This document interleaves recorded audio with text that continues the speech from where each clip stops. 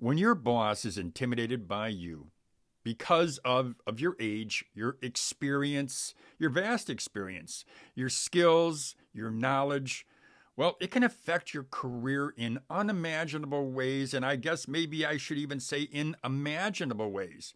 Because, yeah, it can affect you or hold you back from getting that raise, getting a promotion, and maybe even impact your ability to stay at your job. So in this video, what I thought I would do is share with you 7 signs that your boss is intimidated by you. And then we're going to talk about how to overcome your boss's insecurities. We'll talk about that next right here on Over 50 TV.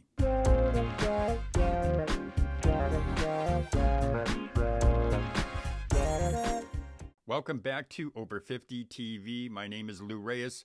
In this video, I'm going to give you the 7 signs that your boss is intimidated by you. I'm also going to give you some tips, some advice on how you can overcome their insecurities. But before we get into it, I just want to mention that this video is sponsored by Career Fitter. Career Fitter produces a career aptitude test that I think is second to none. It's very revealing. It can help steer you to a career that better fits your skills, your personality, and your interest. I've got a link to the free Career Fitter career aptitude test in the description box. I do want to mention one thing, though. I want to mention that there is a free version, which is very effective. But there's also a paid version. So if you go through the free version, you like it, you think, yeah, this is very helpful to me. Well, if you want to dig deeper, well, you can also get into the paid version by clicking on the link that's in the description box. So let's get to our video. Let's talk about the 7 signs that your boss is intimidated by you. Number 1, when your opinion, your views are dismissed.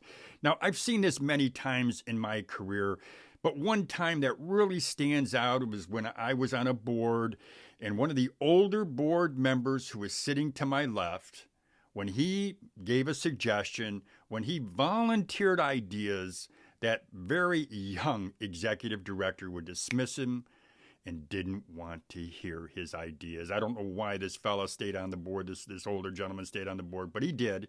He valued the organization.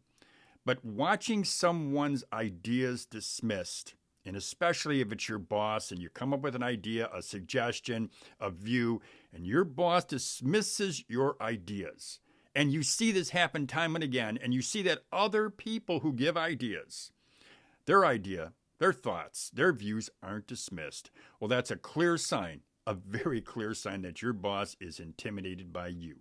Number 2, they avoid meeting with you. You see them in the hallway, you ask them, you try to stop them to make a suggestion, and what they do is they just say, I can't talk to you right now, I've got to get to a meeting. They make an excuse, they act like you don't exist. They want nothing to do with you. They just scurry on their way. Well, it's a clear sign. It's a clear sign that they're intimidated by you. They don't respect you, so they avoid you at all costs. Number 3, they limit your ability to communicate with their boss, with upper management.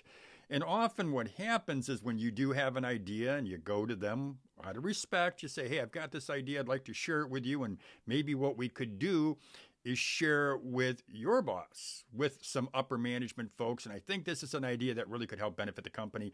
And then your boss just says, well, let me think about it. Don't go anywhere with this idea till I've had a chance to think about what you're suggesting. And of course, they never get back to you. They never ever encourage you to talk to their boss. So they suppress your idea. They suppress your ability to talk to or communicate with upper management. Number 4, they block your ability to grow, to advance at the company.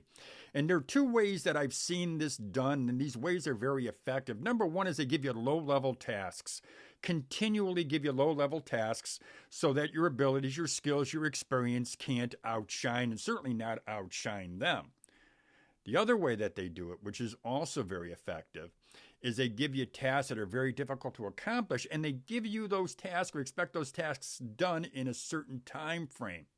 And when the tasks aren't done in that time frame, which is unreasonable, by the way, well, of course, it doesn't allow you to shine because it looks like you're unable to accomplish tasks. And then if you should complain to your boss, if you should mention that time frame was unreasonable, or that the task that they've been assigning you, that he or she's been assigning you, won't or don't allow you to showcase your skills, well, you know what?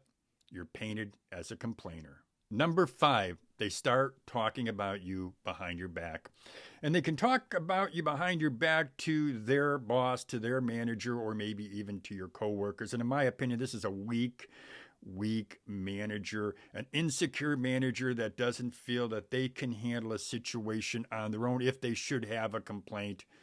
But more often than not, that complaint, or they're talking about you behind your back, they're fabricating something. And effectively what it does is it stifles your career. And it may even push employees, coworkers away from you because they just want to stay away from that situation.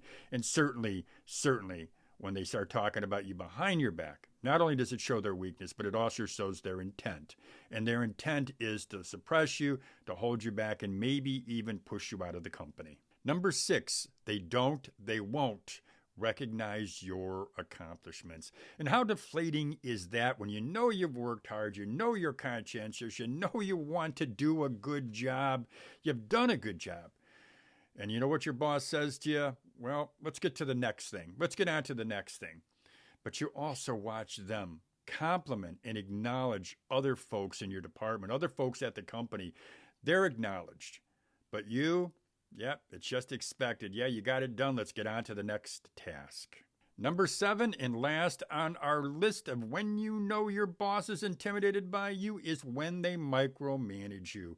And there is usually no reason to micromanage an employee, and especially an employee that's been there for a long time, someone with the skills, the knowledge, and the experience to do the job.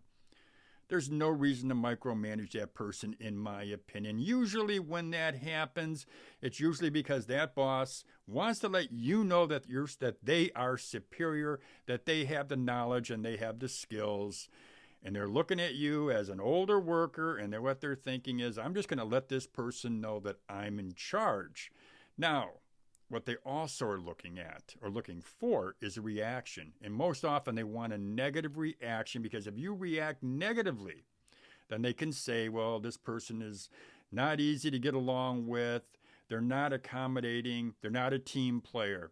So my opinion and my suggestion whenever you run into this situation is do your job if you want to keep your job, and just follow their instructions to the letter. So how do you survive and actually thrive in an environment where your boss is intimidated by you? Well, I've got a couple suggestions. Number 1 is I would ask for a meeting with your boss, your manager, and sit down with them and not acknowledge that there are situations that have occurred. I don't know and don't believe that you have to throw this in their face and say, well, you haven't been talking to me. You walk by, you scurry past me in the hallway, or I give ideas and you ignore them. When you're doing that, you're actually looking for a confrontation. And if you want to keep your job and if you want to thrive in that job, I'd avoid a confrontation. You just by meeting with them and saying, I'm looking at improving my position here. I know I can learn a lot from you. I would like you to, if you don't mind, give me some ideas on how I can thrive here. I wouldn't mention age. Don't mention your experience. Don't mention your superiority. Don't mention that you've got all this knowledge and skills. Just say, what can I learn from you? I want to learn from you. I'm a team player, and I'm here to be part of the team. So number 1 is call a meeting and do what I just mentioned. Number 2, though, and this is a very effective way, is over time, at every opportunity that you have, I would say, hey, I'm really glad I learned this from you, and hey, thank you very much. I appreciate the feedback. I really enjoyed the presentation you gave, and I learned a lot. Thank you. You don't have to kiss their ass. You don't have to do that. But just let them know that you appreciated them, that you're learning from them. And do this over the course of time, because as we all know, nothing happens overnight. I mean, very rarely do this change happen overnight. It takes time. It takes reinforcement. And unfortunately, it takes your having to play second fiddle. You're having to say, yeah, you know what? Basically, you're saying, yeah, you are the boss. And what's wrong with that? You're getting your paycheck. The other alternative, of course, my friends, is to leave the company. That's a decision you have to make. But if you want to know how to overcome their intimidation by you, their insecurity, well, those are two effective ways of doing it. So that's all I got for you today. If you have any questions, please go ahead and send me an email, make a comment in the comments section. I want to remind you, I do have in the description box of this video, I do have a link to a free career aptitude test courtesy of Career Fitter. So just click on that link. It'll help you. I really believe it will help you, steer you really to a career that better fits your skills, your personality, and your interests. Well, again, that's all I have for you today. As I always say, have a great day, everybody.